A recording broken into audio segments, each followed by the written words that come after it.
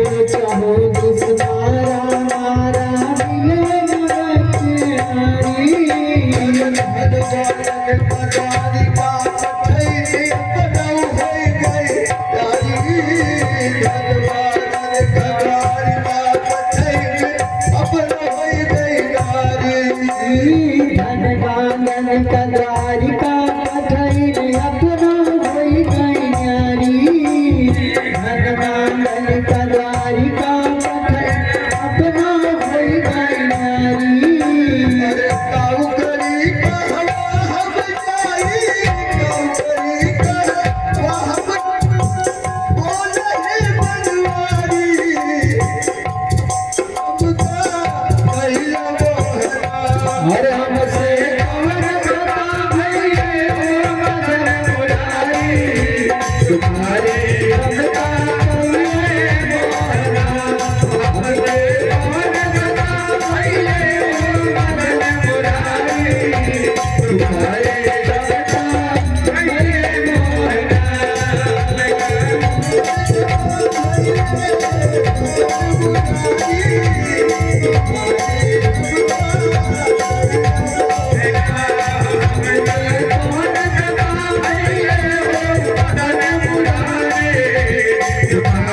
हमका कहिए मोहरा हमसे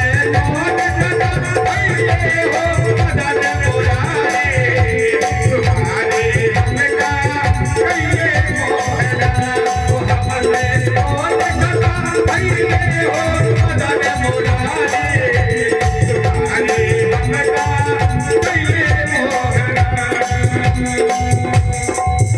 बोले द्वारकाधीश भगवान की जय। प्यारे हम सब ने भगवान द्वारकाधीश और सुदामा जी का दर्शन किए। भगवान ने उन पर अनुग्रह किया। जितना भी धन यश वैभव चाहिए था उससे अधिक भगवान ने सुदामा जी को भेंट किया। भगवान की कृपा से सुदामा जी सुंदर समय व्यतीत किए और सब कुछ होने के बाद भी वह उसी सन्यासी की भांति जीवन आज भी व्यतीत करते हैं। भगवान कहते हैं बहुत सुदामा जो भक्त है कितना त्यागी है। सुदामा जी कहते हैं बहुत ऐश्वर्य आपने देखे और इसमें फंस करके मैं भजन नहीं कर पा रहा हूँ, इसलिए से ये ऐश्वर्य जिसके लिए था वही उसका भोग करे, हमें नहीं चाहिए। आचार्य कहते हैं कि भगवान के घर जब भक्त आता है तो भगवान प्रसन्न होते हैं। ऐसे ही भक्त के घर भगवान आता है तो भक्त प्रसन्न होता है। चाहे भक्त भगवान के घर जाए चाहे भगवान भक्त के घर आए। भक्त भगवान के घर कब जाता है जब तीर्थ करता है। जगन्नाथ जी आदि जाएंगे, गया जी जाएंगे, तो हम भगवान के घर गए और जब लौट कर आए हम यज्ञ का आयोजन किए तो भगवान समस्त तीर्थ जहाँ जहाँ आप जाते हैं वह सारे तीर्थ चल करके आपके यज्ञ में आते हैं। भगवान कहते हैं अगर आप हमारे यहाँ आए हैं तो मैं भी आपके यहाँ आऊंगा। ये भगवान की लीला। आज राम मेरे घर आए, भगवान मेरे घर आए। आज राम मेरे घर आए, भगवान मेरे घर आए। आज राम मेरे घर आए, भगवान मेरे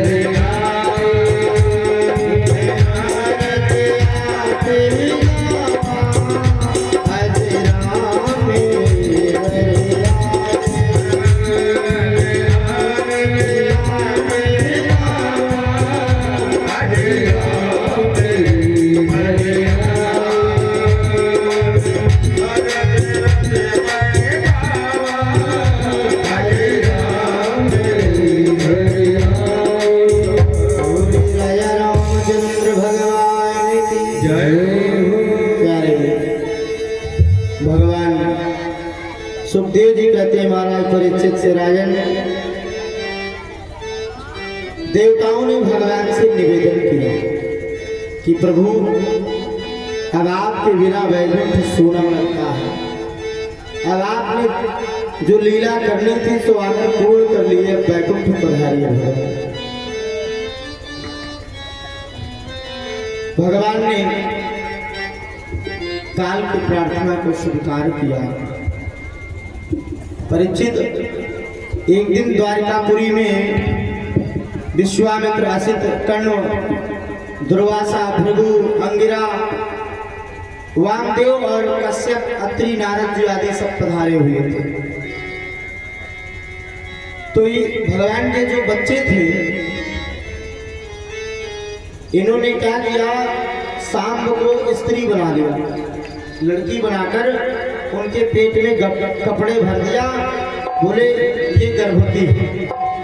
ऋषियों से कहते हैं बाबा ये बताओ इसके द्वारा जो जन्म लेगा वो कौन होगा। महर्षि दुर्वासा क्रोधित हो गए कि इस प्रकार से द्वारिकाधीश की संतति में ऐसी मति और आई है, तुम लोगों का काल उत्पन्न होगा। और महर्षि के क्रोध से, श्राप से सांब गर्भवती हो गया। समय आने पर एक लोहे के मूसल का जन्म हुआ उससे। वे सारे यदुवंशी घबराए और उन्होंने क्या किया, उस मूसल को लेकर के समुद्र के तट पे बैठकर पत्थर पे पानी डाल डाल के लगे घिसने, खूब घिसते गए महाराज। उसका जो चूरा होते हुए समुद्र में बहता गया, वही आगे चल करके कांस उत्पन्न हो गया। सेवार लगता ना जल के अंदर लगने वाले लता पत्राद, वैसा उसी मूसल के निकले हुए पाउडर से बने हैं। और छोटा सा टुकड़ा जब बचा तो ग्वाल वालों ने सोचा इससे क्या खतरा है, उसे उठा करके समुद्र में फेंक दिया। एक मछली उसको निकल गई और उस मछली को जरा नाम का बहेलिया पकड़ करके ले गया। और जब अपने घर मछली फाड़ा तो वह नुकीली लोहे का अस्त्र मिलता है, तो उसने क्या किया, उसे और नोकदार बनाकर अपने बाण की गांसी पे लगा दिया। समय बीतता गया। एक दिन प्यारे ऐसा समय आया, भगवान ने संकेत किया दाऊ भैया को। उन्होंने देखा कि आकाश में बड़े बड़े अपशकुन होने लगे, गौएं टकरा रही हैं। और यह देखते हैं कि रात्रि में चिड़ियों की चहचहाहट नहीं बंद होती, असमय कुत्तों का हुंकार मार करके रोना। इन सब असमय अपशकुन को जानकर भगवान ने सारी गोपांगनाओं और सब प्राणियों को हस्तिनापुर से अर्जुन को बुला करके सौंप दिए, इनको ले जाओ।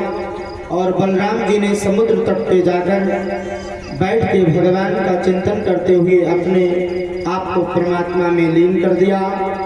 भगवान श्री कृष्ण एक पीपल वृक्ष के नीचे जाकर चुपचाप बैठ गए, जंघे पर पैर रखे हुए हैं। अपने तलवा भगवान का जो तालू है ऐसा दिख रहा मानो किसी मृग का मुख हो। तो जो जरा था जिसने वह नुकीली लोह को अपने बाण पे लगाया था, वो वहीं पर शिकार कर रहा था। उसने समझा कि कोई मृग है, तो भगवान के चरणों पे ही संधान कर दिया। भगवान के चरणों में संधान करने के बाद जब दौड़ कर आया तो देखता, अरे ये तो द्वारिकाधीश है। रोने लगा। भगवान ने उसे सांत्वना दी।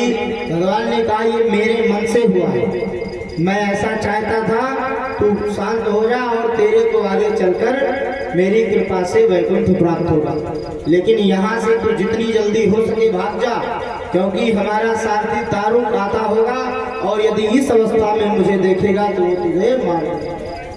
जरा भगवान से निवेदन करके चला गया। दारुक आया और भगवान से भेंट करने जब देखा, अरे द्वारकाधीश वे सकुशल थे और इस प्रकार से दुर्दशा, भगवान के चरणों से रक्त बहने लगा। दुखी हो गया, जोर जोर से रुदन करने लगा। भगवान ने समझाया कि ये पृथ्वी है, दारुक आने वाला जो समय होगा वो कलयुग होगा, और कलयुग में कोई जीव अपना सा शरीर लेकर के नहीं जा सकता है, उसे पृथ्वी पे छोड़कर ही जाना पड़ेगा।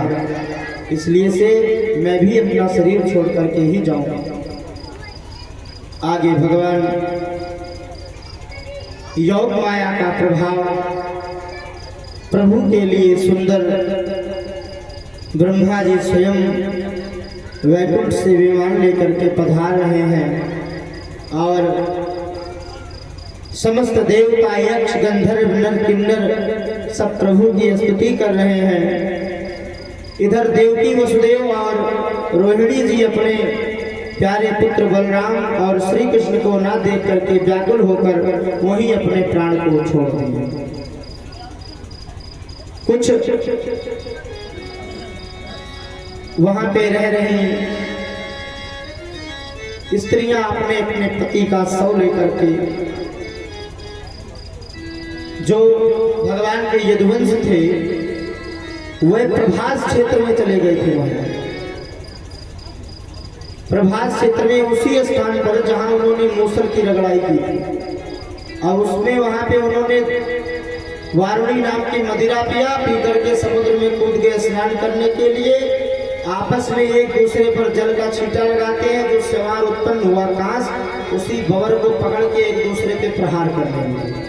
तो इनके हाथ में पकड़ने पर वो ऐसा लगता कोई पेड़ पौधा है, पत्ता है, लेकिन जब शरीर पे पड़े तो बर्छी का काम करे, ऐसे एक दूसरे आपस में लड़ करके समाप्त हो गए।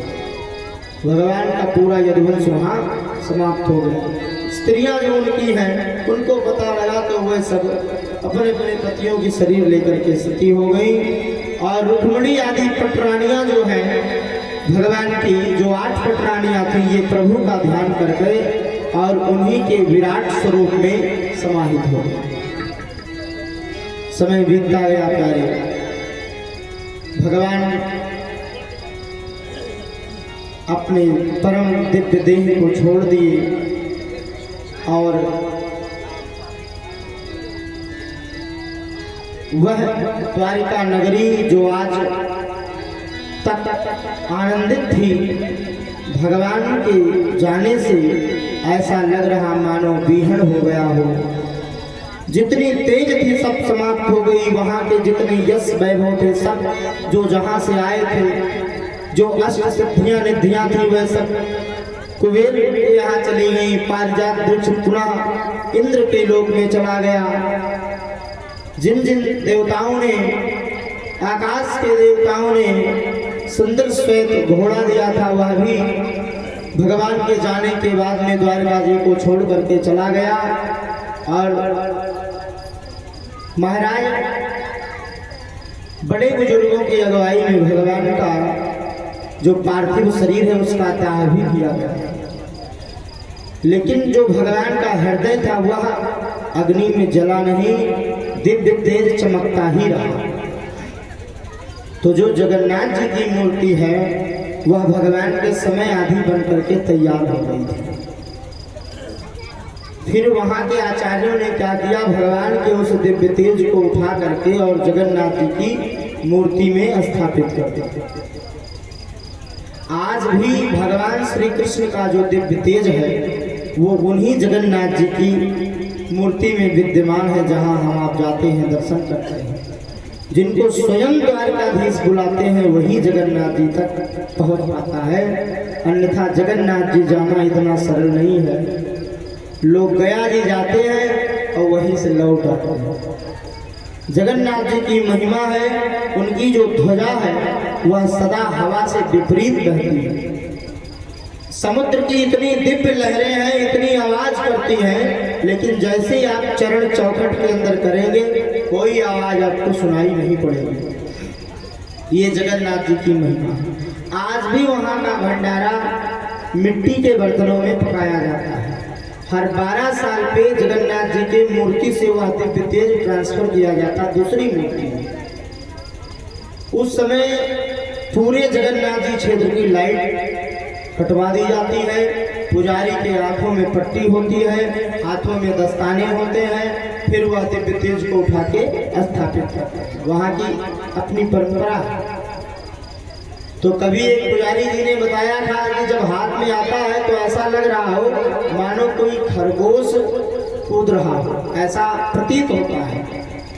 तो गुरुदेव भगवान कहते हैं कि आज भी भगवान हमारे आपके बीच में विद्यमान है, तभी तो अनंत काल हो गए प्रभु को जाए हुए, आज भी हमारे अंदर उनकी भक्ति इतना विद्यमान है कि भगवान की कथा जब हम सुनते हैं और रोज उसी कथा को सुने पढ़ें तो भी ये लगता है कि ये नई कथा है, ऐसा मन को बार बार आनंद मिलता है। प्यारे भगवान श्री सुखदेव जी कहते हैं, महाराज परीक्षित इस प्रकार से भगवान चतुर्भुज स्वरूप में पुनः अपने प्रविष्ट हुए और विमान पर बैठ करके परम धाम की ओर गति कर रहे हैं। यहाँ पे अब भागवत जी विश्राम ले रहे हैं। प्यारे नारायण दीन दयाल जय जगदीश हरे, नारायण दीन दयाल जय जगदीश हरे, नारायण दीन दयाल जय जगदीश हरे। निज भगतन के प्रतिपाल जय जगदीश हरे, निज भगतन के प्रतिपाल जय जगदीश हरे, निज भगतन के प्रतिपाल जय जगदीश हरे। प्रभु जाते अपने धाम जय जगदीश हरे, प्रभु जाते अपने धाम जय जगदीश हरे, प्रभु जाते अपने धाम जय जगदीश हरे। बोले नारायण भगवान की जय हो। महाराज सुखदेव जी ने कहा, राजन इस प्रकार से भगवान परमधाम गए। आगे जो कलयुग आएगा बड़ा भयंकर होगा।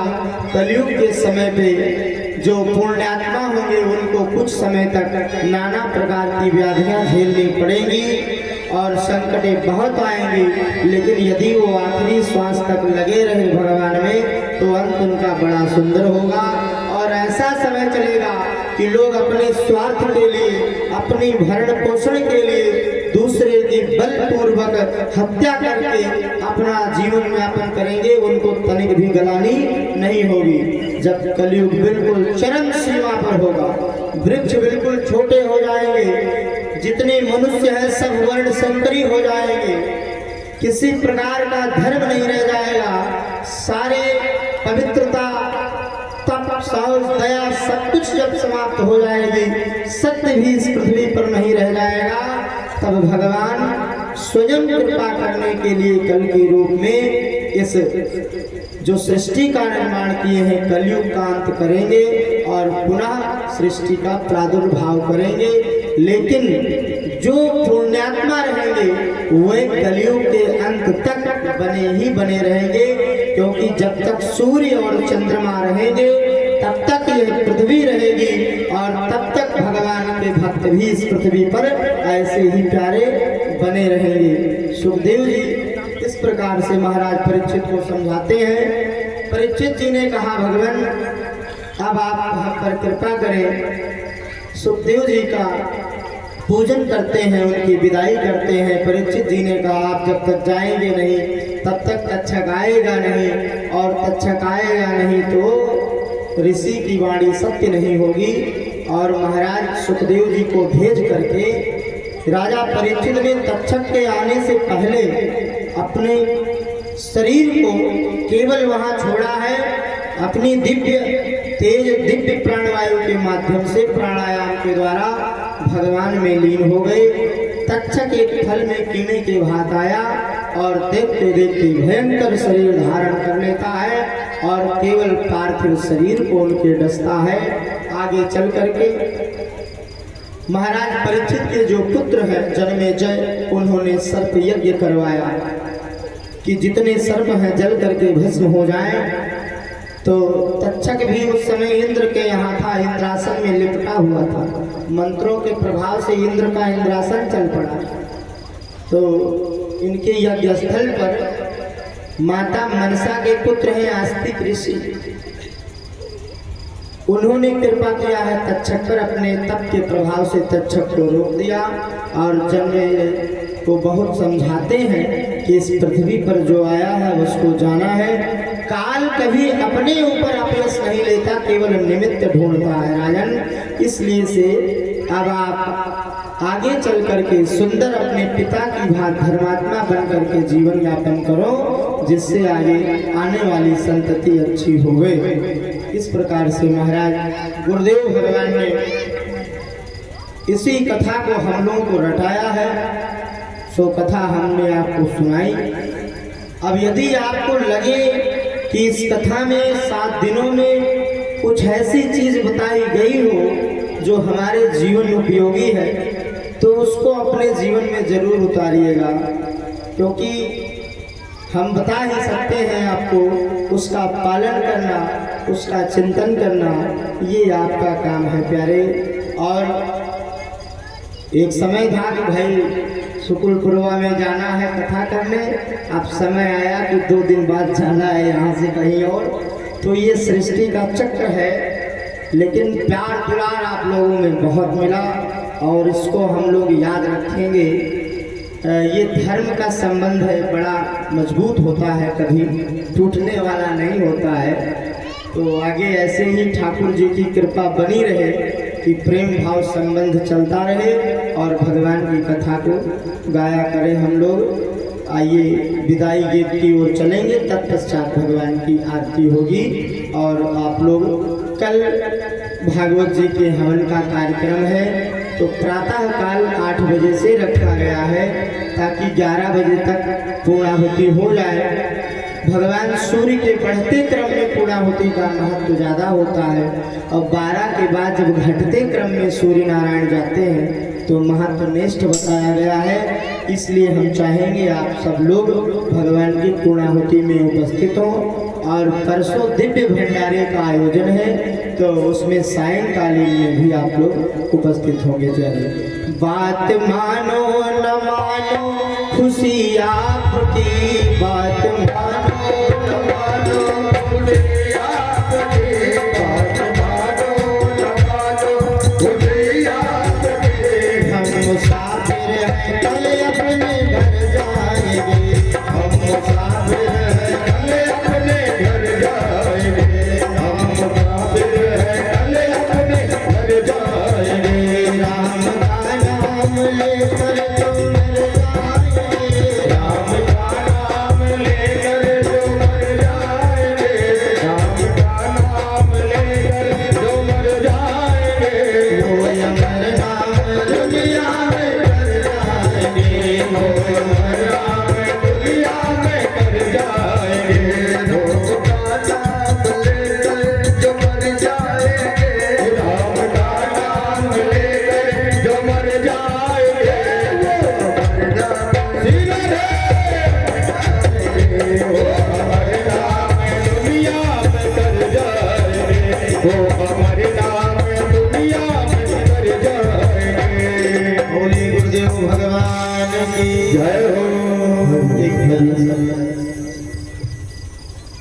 आज इस सप्तम दिन की कथा में भगवान के 7वें दिन की कथा का श्रवण आप लोगों ने किया, और व्यास जी ने अपने अपने परिवार से आप लोगों को कथा का श्रवण कराया। आप लोग एक बार जोरदार तालियों से व्यास जी का स्वागत कर दीजिए। कम से कम जोरदार तालियों से तालियां होगी। बोलिए व्यास भगवान की जय हो, बोलिए पुलिस भगवान की जय हो। यहाँ पर उपस्थित सर्व सम्मानित राम भक्त, जैसा कि हमारे बीच में विदाई की चंद मिनट में होगी और आपकी भी बहुत जल्द ही कराएंगे, लेकिन इसके पहले आदरणीय शुक्ला जी द्वारा चुनाव भक्तों को व्यास जी से सम्मानित करवाना है, तो उनके नाम हम इस प्रकार में ले रहे हैं। आदरणीय भूमि प्रबंधक समिति अध्यक्ष यानी ग्राम प्रधान क्षत्रिय कुलभूषण बाबू कप्तान सिंह जी गोरी से आप आए हैं। आप आकर के व्यासपीठ पर व्यास जी से आशीर्वाद ग्रहण कर लें। हमारे वरिष्ठ भ्राता क्षेत्र समाज के सम्मानित वरिष्ठ अधिवक्ता बड़े भैया आदरणीय अमरजीत सिंह एडवोकेट तहसील बिल्कीपुर, आपका भी आगमन हुआ है। आप भी आकर के व्यास भगवान से आशीर्वाद ग्रहण करें। आपका आगमन हमारा सौभाग्य, साथ में हमारे वरिष्ठ अधिवक्ता ब्राह्मण शिरोमणि आदरणीय वंदनीय पूजनीय बड़े भैया अरविंद पांडे जी, आप महुआ से चलकर आए हैं। आप भी व्यास जी से आशीर्वाद ग्रहण कर लें। साथ में अनुराग सिंह जी गोयरी से चलकर आए हैं। आप भी आकर के व्यास जी से आशीर्वाद ले लें। और इसी कड़ी में चाहेंगे हमारे सरूरपुर पावन सत्संग धराधाम से चलकर आए हैं हमारे आदरणीय, जिनके यहाँ कथा 18 अप्रैल से होनी है, ओम प्रकाश पांडे दादा जी व राम कुमार पांडे चाचा जी व छोटे अरुण नीरज जी। आप भी आकर के व्यासपीठ पर व्यास जी से आशीर्वाद ले लें। दादा ओम प्रकाश जी, चाचा राम कुमार पांडे जी और नीरज पांडे जी, आप सभी आकर के। और पुनः इसी कड़ी में चाहेंगे कि हमारे पावन सत्संग धराधाम बेली गिरधर से चलकर आए हुए हमारे परम, अब जितना वर्णन किया जाए वो कम पड़ जाएगा। और भाई क्षत्रिय कुलभूषण बाबू राजेंद्र सिंह जी व बाबू ज्वाला सिंह जी व साथ में नरेंद्र मोहन सिंह जी भी हैं। हम आपसे चाहेंगे आप भी आकर के आशीर्वाद ले लीजिए व्यास भगवान से। और यही नहीं, बाबू ज्वाला सिंह जी की धर्म पत्नी भी आई है, उनसे भी चाहेंगे कि वो भी आशीर्वाद ले लें। और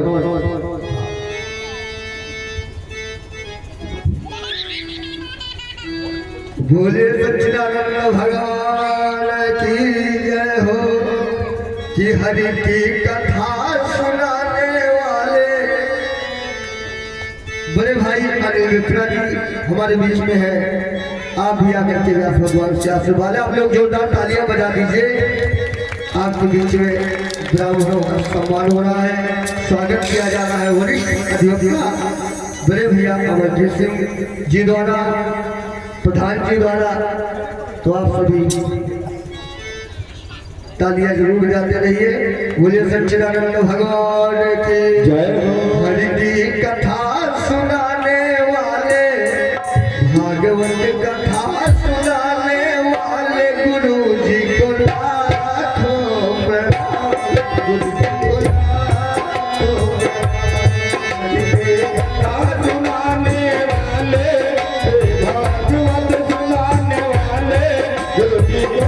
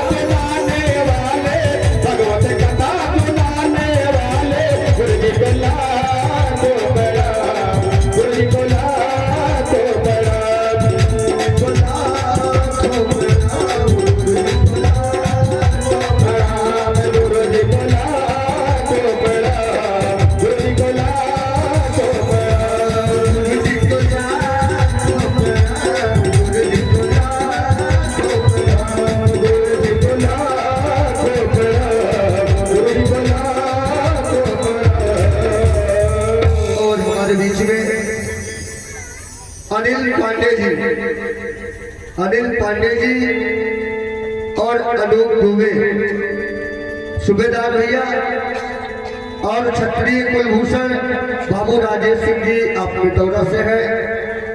आप भी आकर के व्यास पीठ से व्यास जी का आशीर्वाद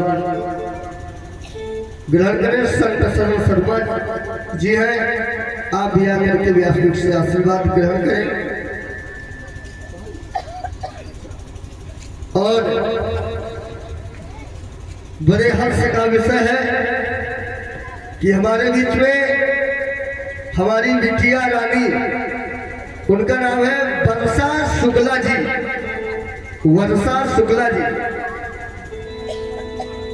शुक्ला जी जहां भी हो, वो व्यास जी को कुछ गिफ्ट सप्रेम भेंट करना चाहती है, सरप्राइज देना चाहती है। उसका नाम लेकिन नहीं बताया है तो क्या देना चाहती है।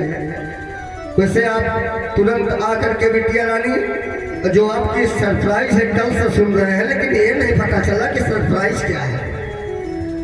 तो आप आकर के व्यासपीठ पर व्यास भगवान को अपना गिफ्ट पर सप्रेम भेंट कर सकती हैं।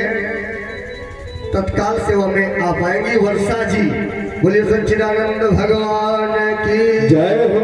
अरे भज लो राम रघुवीर,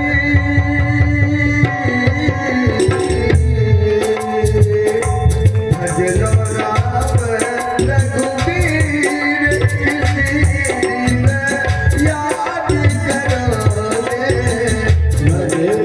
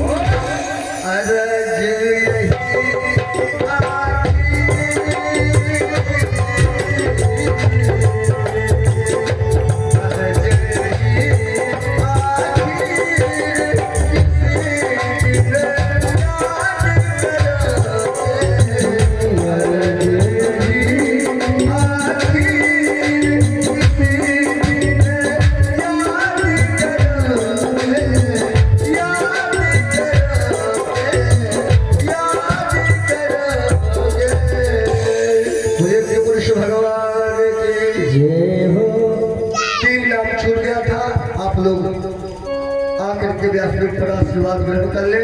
उसके बाद तुरंत आरती। अंजरौली बाजार मालिक भाई वैभव सिंह जी, प्रमोद पांडे जी आप घटौली से हैं, ऋषभ सिंह जी आप सराय धनेठी से हैं। अंजरौली बाजार मालिक वैभव सिंह जी और प्रमोद पांडे घटौली, ऋषभ सिंह जी सराय धनेठी, आप सभी आकर के व्यासपीठ पर आशीर्वाद ग्रहण कर ले। और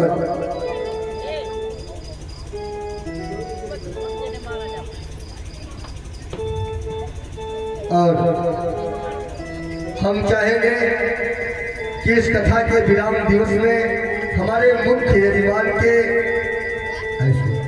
परिवार के, घर के या रिश्तेदार में कोई भी एक लोगों को इस व्यासपीठ पर आमंत्रित किया जाता है कि वो आकर के व्यासपीठ से और माइक हाथ में लेकर के जितने श्रोता राम भक्त आए हैं सबको धन्यवाद साधुवाद 1 मिनट में प्रदान कर दें और 7 दिन की कथा समझ में क्या खोया क्या पाया ये आप आकर के इस व्यासपीठ से। वैसे तो हम चाहेंगे कि हमारे बीच में उपस्थित हैं बलार मुंह से चलकर आए हुए, अपने ही घर में कई बार प्रधान रह चुके हैं हमारे टूटे अनुज ब्राह्मण शिरोमणि भाई उपेंद्र शुक्ला जी। जहां भी हो आप हमारी आवाज सुन रहे हैं तो आप व्यासपीठ पर आए और अपने मुखार बिंदियों से 4 शब्द में जो यहाँ राम भक्त बैठे हैं और 7 दिन में भागवत कथा का रसोसाधन किया। इसके लिए सभी को धन्यवाद एवं साधुवाद प्रदान करें। एक माइक प्रधान जी को आप दे दीजिए भैया। बोलिए सच्चिदानंद भगवान की जय, कृष्ण कन्हैया लाल की जय, नंद भवाय सुधा भैया की, किशन बलराव भैया की। आदरणीय प्रधान जी।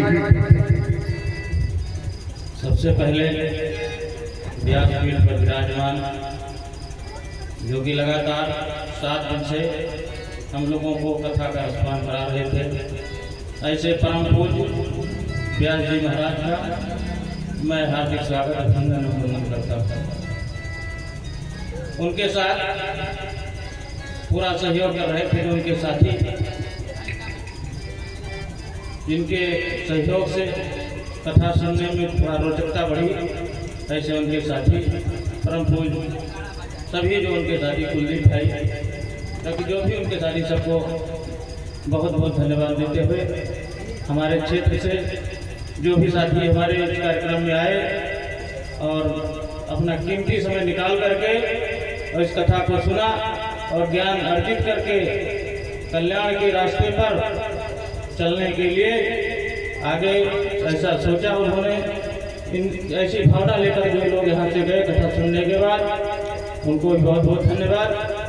बाकी हमारे परिवार के जितने भी हमारे सदस्य हैं, उन्होंने बहुत प्रयास किया अच्छी व्यवस्था देने के लिए, सबको बैठने के लिए, सबका आदर भाव करने के लिए।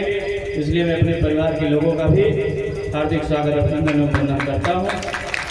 साथियों, लगातार हमारे रिश्तेदार, हमारे शुभचिंतक, हमारे चाहने वाले लगातार हमसे हमारे संपर्क में रहे और लगातार हमसे पूछते रहे कि हमारे लिए कोई आदेश है तो बताइएगा। ऐसे लोगों का भी मैं बहुत तहे दिल से धन्यवाद देता हूँ। और चूँकि आप लोग काफ़ी समय से बैठे हैं, इसलिए आपको घर जाने में बहुत देर हो गई है, वैसे ही टाइम काफ़ी हो गया है, इसलिए मैं अपनी बात को ही समाप्त करता हूँ।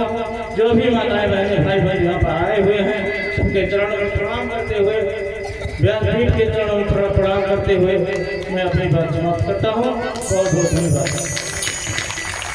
बहुत बहुत धन्यवाद प्रधान जी को, बहुत बहुत साधुवाद। सच्चिदानंद भगवान की दया दुआ अनुकंपा आप पर उस समय बनी रहे। आप सभी